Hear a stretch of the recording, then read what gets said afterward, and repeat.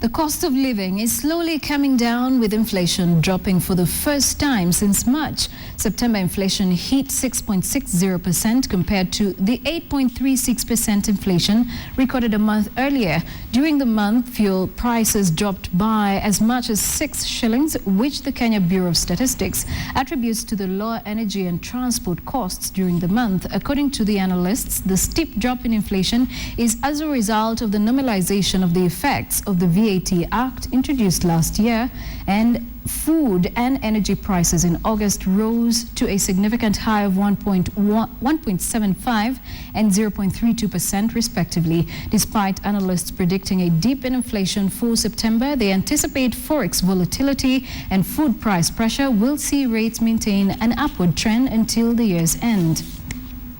The end of the year because of the new capacities of cheap energy. But for now, what our view is that you would expect the energy sector to still be a key driver in terms of the costs going forward for manufacturers as well as consumers, and that is taking up to about 10% at the end of the year.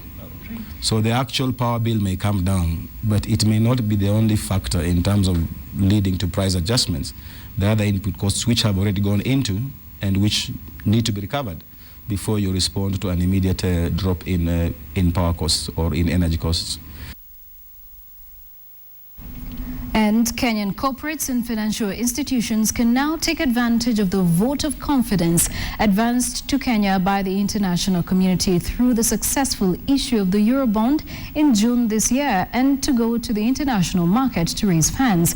This, according to the National Treasury Cabinet Secretary Henry Rotich, who adds that success of the $2 billion Eurobond has raised Kenya's profile among the international investing community and has positioned the country as having a stable fiscal regime in the region. His comments come at a time when corporates, among them financial institutions, have been approaching the local debt market to meet their growing capital needs. The recent ones include Britam, which raised 6 billion shillings, UAP Holdings raised 2 billion shillings, and NIC Bank 5 billion shillings, among other companies. The institution, he adds, should extend this appetite for the funds to the larger international market, where they are likely to fetch cheaper rates and raise as much as they need. Demand for bonds has been on the rise in 2014, and the Nairobi Securities Exchange has launched a new trading platform for bonds, reducing trading cycles to 1 day.